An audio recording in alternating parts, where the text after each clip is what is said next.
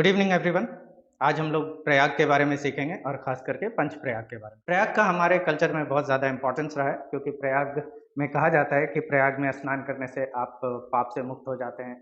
आप प्रायश्चित जो भी जिस चीज़ का करना चाह रहे हैं वो सफल हो जाता है। इसीलिए हम लोगों को कहा जाता है कि प्रयाग हमारे कल्चर में बहुत ही इंपॉर्टेंस रखता है। और ऐसे तो बहुत सारे प्रयाग्स हैं, लेकिन कुछ प्रयाग का वैल्यू बहुत ज़्यादा है। उसी में से है पंच प्रयाग, जिसके बारे में आज हम लोग सीख रहे हैं। और पंच प्रयाग को सीखने से पहले हम लोगों को एक चीज़ के बारे में जानना ज़रूरी है, एक टर्मिनोलॉजी, जिसको कि कहते हैं प्रयाग। तो प्रयाग बेसिकली मतलब क्या होता है? A Prayag is a confluence. Confluence का मतलब क्या होता है? कॉन्फ्लुएंस जहाँ पर कि 2 या 2 से ज़्यादा नदियाँ आकर के मिलती है, उसको हम कहते हैं संगम या कॉन्फ्लुएंस। तो इंग्लिश में कॉन्फ्लुएंस और हिंदी में उसको कहते हैं संगम। तो अब याद रखना, सिर्फ 2 ही नदियाँ हो ऐसा ज़रूरी नहीं है, 2 या 2 से ज़्यादा नदियाँ होंगी, लेकिन एक ही जगह पर आकर के मिल रही है, तो उसको हम लोग संगम बोलते हैं या कॉन्फ्लुएंस बोलते हैं, या संस्कृत का एक ही टर्म उठाते हैं प्रयाग, तो आप वो बोल दीजिए। तो फॉर एग्जाम्पल अगर हम लोग बात करते हैं यहाँ पर, मान लो ये एक नदी है और नदी इस तरह से बहती हुई आ रही है और बहती हुई इस तरफ से जा रही है। तो अभी देखो, एक नदी इस तरफ से आकर के मिल रही है और दूसरी नदी इधर से आकर के मिल रही है। तो ये वाली जो जगह है ना, जहाँ पर कि ये दोनों नदियां आकर के मिल रही है, इस जगह को हम लोग क्या कहेंगे? प्रयाग। ठीक है, या कॉन्फ्लुएंस या संगम। तो अभी चलिए अभी बात करते हैं, पहले इसके बाद हम लोग नदी के किनारे के बारे में भी जान लेते हैं, फिर इस पंच प्रयाग के ऊपर आएंगे।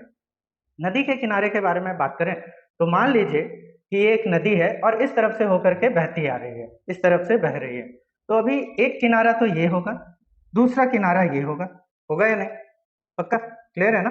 तो अगर एक किनारा ये है, दूसरा किनारा ये है, तो आपको मुझे बताना है कि ये कौन सा किनारा इसका दाहिना किनारा होगा या कौन सा किनारा इसका बायां किनारा होगा, यानी कौन सा राइट बैंक होगा और कौन सा लेफ्ट बैंक होगा।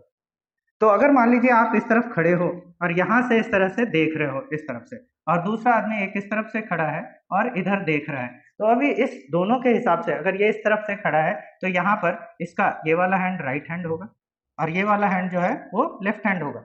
तो अगर ये इस तरफ से देख रहा है तो इसका राइट हैंड के साइड वाला जो ये किनारा है और लेफ्ट हैंड के साइड वाला जो ये किनारा है, तो ये बोल सकता है कि ये राइट बैंक है और ये लेफ्ट बैंक है।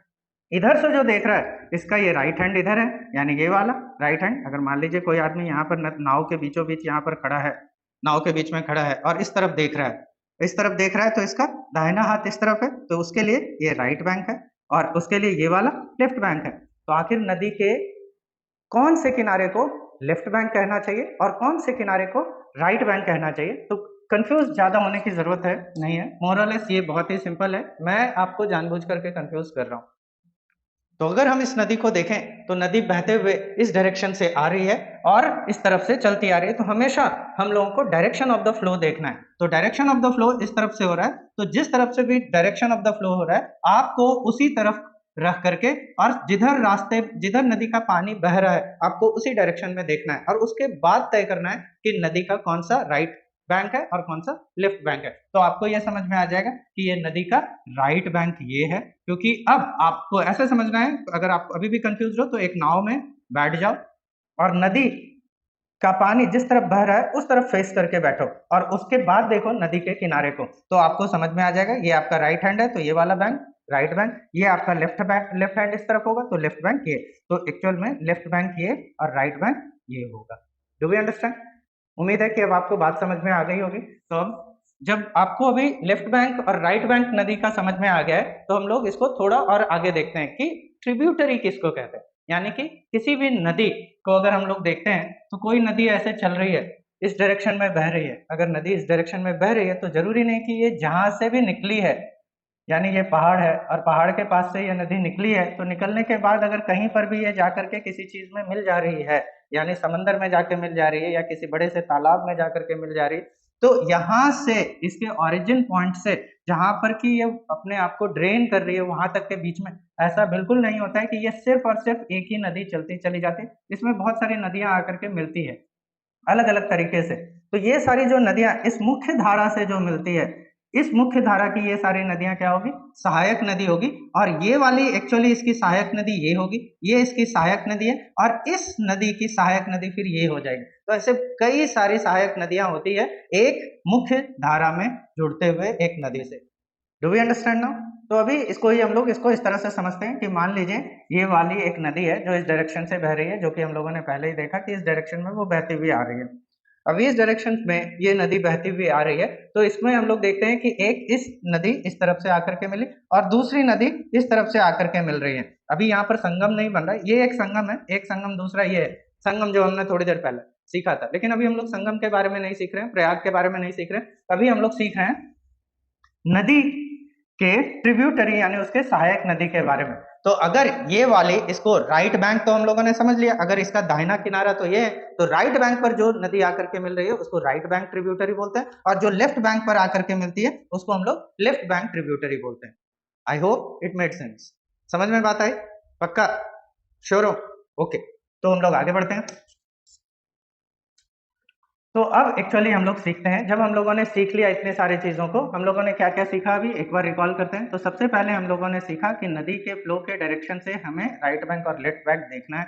दूसरा हमने ये देखा कि ट्रिब्यूटरी किसको कहते हैं और ट्रिब्यूटरी का नामकरण कैसे करते हैं, कि किसको हम लोग लेफ्ट बैंक ट्रिब्यूटरी कहेंगे, किसको हम लोग राइट बैंक ट्रिब्यूटरी कहेंगे। तो इसके नामकरण के बारे में भी हम लोगों ने सीखा। तो अब एक्चुअल जो टॉपिक है आज का पंच प्रयाग के बारे में, तो हम लोग पंच प्रयाग के बारे में सीखना शुरू करेंगे। तो लेट अस लर्न पंच प्रयाग और देखते हैं कि पंच प्रयाग होता क्या है और ये है क्या। तो यहां पर देखते हैं बी के जी वाई करके हमने ओरिजिन पॉइंट्स को लिया है जहां से कि नदियां निकलती है। अभी ये सारे शॉर्ट फॉर्म्स क्या है हम लोग थोड़ी देर के बाद सीखेंगे। तो बी का मतलब है बद्रीनाथ, के का मतलब है केदारनाथ, जी का मतलब है गंगोत्री और वाई का मतलब है यमुनोत्री। तो ये सारी जगह है जहां पर से कि बहुत सारी इंपॉर्टेंट रिवर्स निकलती है।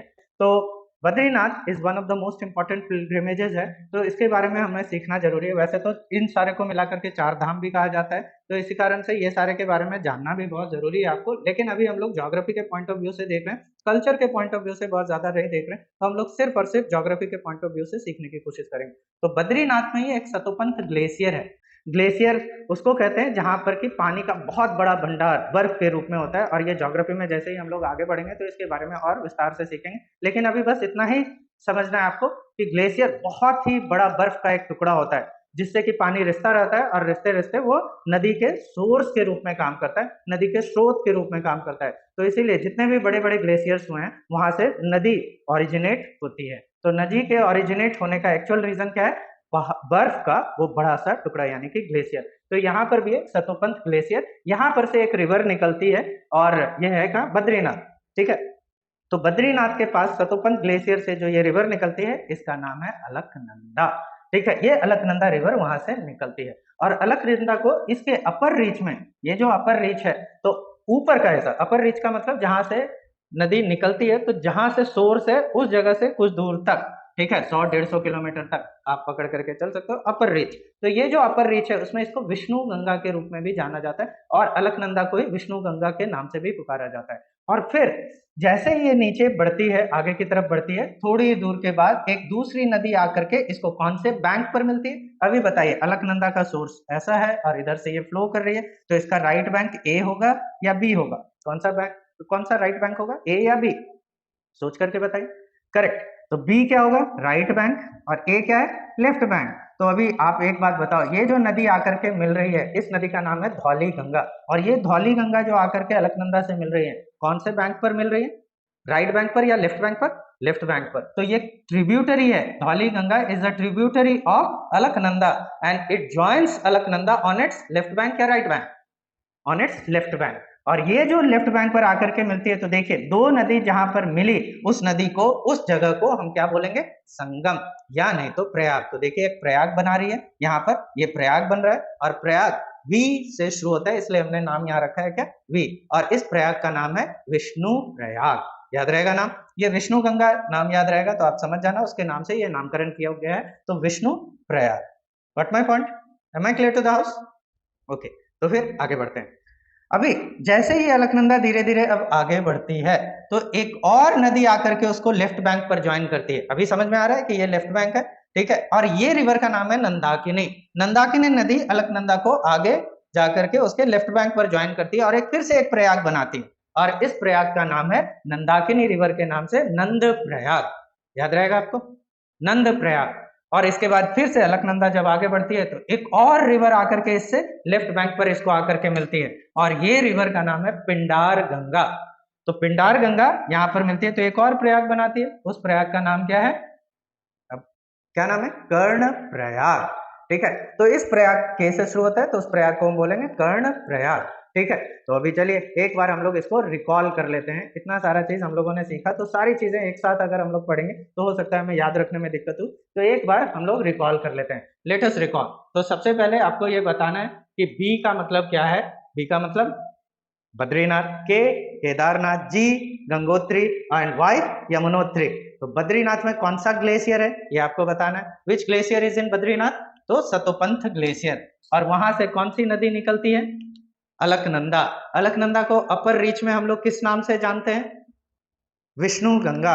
करेक्ट है। और उसके बाद फिर से जैसे वो नीचे जाती है, नीचे अभी यहाँ पर दिख रहा है लेकिन ऐसे हिमालय से नीचे उतरती है तो ऐसे भी वो थोड़ा नीचे की तरफ बह रही है। तो हम लोग क्या देख रहे हैं कि जैसे ही वो थोड़ा आगे बढ़ती है, at as it flows further, one river another river joins it on its left bank as a tributary which is also known as Dhauli Ganga. याद रहेगा। तो कौन सी रिवर है ये? धौली गंगा। और धौली गंगा जब इसको ज्वाइन करती है इसके लेफ्ट बैंक पर, ये जहां ज्वाइन करती है ना, ये जोशी मठ करके एक जगह है, वहां ज्वाइन करती है। अगर इतने फैक्ट्स अभी याद नहीं हो रहे हैं तो डोंट वरी, लेकिन घर जाकर के आप फिर थोड़ा पढ़ोगे तो आपको याद हो जाएगा। जोशी मठ करके ये जगह है, वहां पर जाकर के ये मिलती है।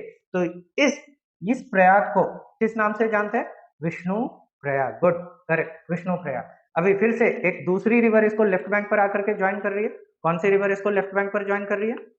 ये रिवर का नाम क्या है? नंदाकिनी। और नंदाकिनी रिवर इसको लेफ्ट बैंक पर ज्वाइन कर रही है। तो ये जो प्रयाग बना रही है, नाउ इट्स वेरी सिंपल, कि प्रयाग नंदाकिनी रिवर के नाम से पड़ा है तो प्रयाग का नाम क्या हो गया?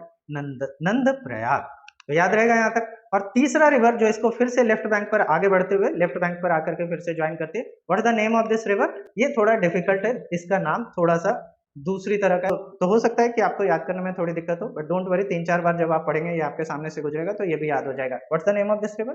पिंडार गंगा। तो पिंडार गंगा भी इसको लेफ्ट बैंक पर आकर के ज्वाइन करती है। किसको? अलकनंदा रिवर को। और अलकनंदा रिवर को लेफ्ट बैंक पर ज्वाइन करती है। तो ये भी कैसी ट्रिब्यूटरी? Left bank tributary. ये तीनों ही नदियां लेफ्ट बैंक ट्रिब्यूटरी है किसकी? अलकनंदा की। और ये जो प्रयाग बनाती है उसका नाम क्या? कर्ण प्रयाग। तो इस प्रयाग का नाम क्या है? कर्ण प्रयाग। याद रहेगा? या याद हो गया ये सारा? फिर से जब ये सारा खत्म हो जाएगा तो फिर से हम लोग एक बार रिवाइज करेंगे, और जितने लोग इस वीडियो को भी देख रहे हैं वो भी हमारे साथ साथ ही इस चीज को रिवीजन करते हुए जाइएगा। और लास्ट में जो एक्सरसाइज करेंगे आप इसके साथ में, आप वहां पर भी अपने साथ वीडियो देखते हुए भी बोलते जाइएगा या लिखते जाइएगा, आपकी मर्जी, आप कैसे करना चाहते हैं। ठीक है। हाँ, अब जिस रिवर की बात कर रहे हैं हम, वो केदारनाथ से निकल रही है, और केदारनाथ से निकलती है और अलकनंदा को उसके राइट बैंक पर ज्वाइन करती है। और ये रिवर जो है, इस रिवर का नाम है मंदाकिनी, और मंदाकिनी को ही काली गंगा के रूप में भी जाना जाता है। तो ये चीज आप याद रखेंगे। 2013 में आपको याद होगा बहुत ही बड़ी विभीषिका आई थी, और उस समय बहुत सारे लोग मारे गए थे। तो जिस केदारनाथ, आपने सुना होगा कि केदारनाथ में क्लाउड बर्स्ट होने के कारण बहुत सारा पानी एक साथ फ्लो करना शुरू हुआ था, जिसके कारण से कि बहुत सारे लोग और बहुत सारे मकान उस पानी के तेज बहाव के कारण बह गए थे। तो ये वही रिवर थी, मंदाकिनी रिवर, या इसको काली गंगा भी काली गंगा के नाम से भी जाना जाता है। तो याद रखना, ये काली गंगा और Mandakini originates from Kedarnath and it joints Alaknanda on its right bank. So in this way, काली गंगा और Mandakini is the right bank tributary of river Alaknanda. और ये जो प्रयाग यहाँ पर बना रही है, इस प्रयाग का नाम क्या है? रुद्र प्रयाग। ठीक है, इस प्रयाग का नाम क्या है? रुद्र प्रयाग। अभी यहाँ पर ये रिवर मंदाकिनी ज्वाइन करती है अलकनंदा को, तो ये वाला जो स्ट्रेच है, इस रिवर को क्या नाम से जानेंगे? अब मंदाकिनी के नाम से जानना चाहिए या अलकनंदा के नाम से? तो ये रिवर अभी भी स्टिल अलकनंदा है। क्यों? क्योंकि this is considered as the main channel and this is considered as the tributary of river Alaknanda. That is why this river is still known as Alaknanda, not Mandakini. तो मंदाकिनी अलकनंदा को ज्वाइन करती है कौन से प्रयाग में? रुद्र प्रयाग। नाम याद रखिएगा, नाम याद रहेगा, रुद्र प्रयाग। तो शुरू से अगर हम लोग पढ़े तो पहला प्रयाग कौन सा था? पहला प्रयाग जो था वो है विष्णु प्रयाग। दूसरा प्रयाग जो हम लोगों ने सीखा था वो नंद प्रयाग। तीसरा कर्ण और चौथा रुद्र। ठीक है, तो विष्णु, नंद, कर्ण, रुद्र, ये याद रखिएगा।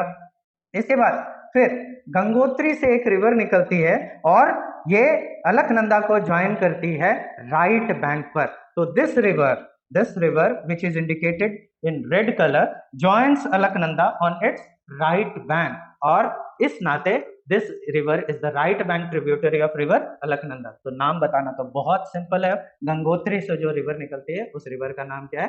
Ganga. The answer is no, it is not Ganga. The name of this river is Bhagirathi. ठीक है, नाम सुना है ना भागीरथी? तो Bhagirathi is the name of this river that originates from Gangotri glacier या गंगोत्री से निकलती है and joins Alaknanda. Again this river joins Alaknanda river on its right bank. In this way Bhagirathi is the right bank tributary of river Alaknanda, ये याद रखना। और यहाँ पर देखो फिर से एक प्रयाग बन रहा है जहां पर कि ये दो नदियां मिल रही है, and this Prayag is known as Dev Prayag. Dev Prayag वो जगह है जहां पर कि भगीरथी अलकनंदा से आकर के मिलती है, and after Dev Prayag, soon after Dev Prayag, the name of this river becomes Ganga. इसके बाद रिवर गंगा, जिस गंगा को हम लोग जानते हैं ना, वो गंगा यहाँ से शुरू होती है। एक्चुअली वो गंगा को यहाँ से हम लोग जानते हैं। तो देखिए गंगा जिस रिवर को हम लोग जानते हैं कितने सारे चैनल्स से मिलकर के बना है। Do we understand now? तो ये देव प्रयाग एक्चुअली वो प्रयाग है जहां से कि गंगा रिवर का नॉमेनक्लेचर शुरू होता है। और उसके बाद फिर यमुनोत्री है, यमुनोत्री से भी एक रिवर निकलती है और गंगा को जाकर के अब राइट बैंक पर मिलती है। तो दिस रिवर का जो है इसका, और ये जो नदी है इसका नाम है यमुना, और यमुना नदी जो है गंगा को राइट बैंक पर मिलती है और यहाँ पर भी एक प्रयाग बनाती है, देखिए, और इस प्रयाग का नाम है प्रयाग। तो ये वाले प्रयाग का, जैसे देव प्रयाग, रुद्र प्रयाग, कर्ण प्रयाग, इस तरह का कुछ भी नहीं इसके पहले प्रीफिक्स लेंगे, इसको सिर्फ और सिर्फ प्रयाग बोलते हैं। और प्रयाग है कहाँ? प्रयागराज में, जो कि पहले इलाहाबाद के नाम से जाना जाता था। तो ये जो जगह है एक्चुअली इलाहाबाद भूतपूर्व नाम और नया नाम प्रयागराज है, और जो प्रयाग वहां पर है उस प्रयाग का नाम प्रयाग है। समझ में बात है? और उसके बाद से तो हर जगह ये रिवर गंगा ही कहलाती जा रही है। अभी इसके भी बहुत सारे ट्रिब्यूटरीज हैं, ये सब जब हम लोग रिवर चैनल्स बहुत ही अच्छे से पढ़ेंगे उस समय हम लोग इसको बहुत विस्तार से पढ़ लेंगे। अभी बस इतना ही रखते हैं क्योंकि पंच प्रयाग के बारे में जान रहे हैं। तो पंच प्रयाग के बारे में जान रहे हैं, तो how many Prayags did we learn right now? Number 1 Vishnu Prayag, number 2 Nand Prayag, number 3 Karna Prayag, number 4 Rudra Prayag, number 5 Dev Prayag, and number 6 Prayag. So how many Prayags are there? 6। और पंच प्रयाग का मतलब क्या होता है? 5 प्रयाग। तो 5 प्रयाग में ये छठा प्रयाग कैसे आ गया? तो एक्चुअली जो पंच प्रयाग हम लोग जिसको सीख रहे हैं, जिसको जानते हैं, वो ये सारे 5 प्रयाग को लेकर के बात करते हैं। तो ये सारे जो 5 प्रयाग हैं एक ही स्टेट में है, इंडिया के एक ही स्टेट में है, वो है उत्तराखंड, और इसको कहते हैं पंच प्रयाग। इसी कारण से उत्तराखंड को क्या कहते हैं? द लैंड ऑफ 5 प्रयाग्स, पंच प्रयाग की भूमि या 5 प्रयागों की भूमि। ठीक है, तो याद रहेगा ये जो छठा प्रयाग है ये उत्तराखंड में नहीं बल्कि उत्तर प्रदेश में बिलोंग करता है, और इसको हम लोग पंच प्रयाग के नाम से जानते हैं। Do we understand? I hope it made sense. तो अभी इसके बाद हम लोग थोड़ा रिवीजन कर लेते हैं, तो रिकॉल करते हैं इन सारे चीजों को। ठीक है, तो रिकॉल करने के लिए देखते हैं आपको भी, अब आप तैयार रहिए थोड़ा कि आपने जो अभी तक सीखा देखते हैं कितना याद रहता है। लेकिन अभी उसके पहले एक बार फिर से आपको ये चीज देखना है, तो आप देख लो। सतोपन ग्लेशियर, विष्णु गंगा अपर स्ट्रेच में, धौली गंगा लेफ्ट बैंक पर आकर के मिलती है, नंदाकिनी लेफ्ट बैंक पर आकर के मिलती है, पिंडार गंगा लेफ्ट बैंक पर आकर के मिलती है। उसके बाद सारी रिवर्स राइट बैंक पर आकर के मिल रही है, किसके? अलकनंदा के। अलकनंदा रुद्रप्रयाग तक तो अलकनंदा ही है, देव प्रयाग में जाने के बाद वो रिवर का नाम गंगा हो जाता है। आई होप कि ये सारा चीज आपको याद रहेगा। तो चलिए हम लोग टेस्ट लेते हैं, रिकॉल करते हैं। तो बी का मतलब क्या था? बद्रीनाथ। के का मतलब केदारनाथ। जी गंगोत्री। वाई यमुनोत्री। तो अभी आगे बद्रीनाथ से कौन सी रिवर निकल रही है? ये सॉरी कौन सा ग्लेशियर था? सतोपन ग्लेशियर। कौन सी रिवर निकली? अलकनंदा। अपर स्ट्रेच में इस रिवर का नाम क्या है? विष्णु गंगा। कौन सी रिवर आकर के सबसे पहले इसको लेफ्ट बैंक पर ज्वाइन करती है? धौली गंगा। और जो प्रयाग बनाती है उस प्रयाग का नाम क्या है? विष्णु प्रयाग। इसके बाद दूसरी रिवर इसको लेफ्ट बैंक पर आकर के ज्वाइन करती है, दूसरी रिवर का नाम क्या है? नंदाकिनी। नंदाकिनी ज्वाइन करती है इसको, तो प्रयाग कौन सा बनाती है? नंद प्रयाग। फिर तीसरी रिवर भी इसको लेफ्ट बैंक पर आकर के ज्वाइन करती है, इस रिवर का नाम क्या है? पिंडार गंगा। और जो प्रयाग बनाती है उस प्रयाग का नाम क्या है? क्या नाम है? कर्ण प्रयाग। और इसके बाद फिर इधर से केदारनाथ से वो रिवर निकलती है, जो रिवर निकलती है केदारनाथ से, उस रिवर का नाम क्या है? मंदाकिनी या काली गंगा। और ये जो प्रयाग बनाती है उस प्रयाग का नाम क्या है? रुद्रप्रयाग। उसके बाद फिर गंगोत्री से जो रिवर निकलती है और राइट बैंक पर अलकनंदा को आकर के मिलती है, तो उस रिवर का नाम क्या है? भागीरथी। और जो प्रयाग बनाती है उसका क्या नाम है? देवप्रयाग। और देवप्रयाग के बाद ही अलकनंदा का नाम बदल करके क्या हो जाता है? गंगा। उसके बाद यमुनोत्री से जो रिवर निकलती है और निकलने के बाद वो गंगा को राइट बैंक पर जाकर के मिलती है, इस रिवर का नाम क्या है? यमुना। कहाँ जाकर के मिलती है? कौन सा प्रयाग बनाती है? तो प्रयाग। और वो प्रयाग कहाँ पर है? तो प्रयागराज में, जो कि पहले इलाहाबाद के नाम से जाना जाता था।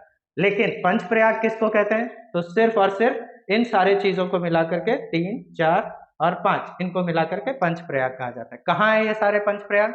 उत्तराखंड में। इसीलिए उत्तराखंड का नाम क्या है? पंच प्रयाग की भूमि। ठीक है, तो एंजॉय रीडिंग। आई होप कि आपको समझ में आया होगा, याद भी हो गया होगा। तो अगर याद हो गया है तो फिर से हम लोग नेक्स्ट टॉपिक के साथ मिलेंगे दूसरे लेक्चर में। Thank you very much.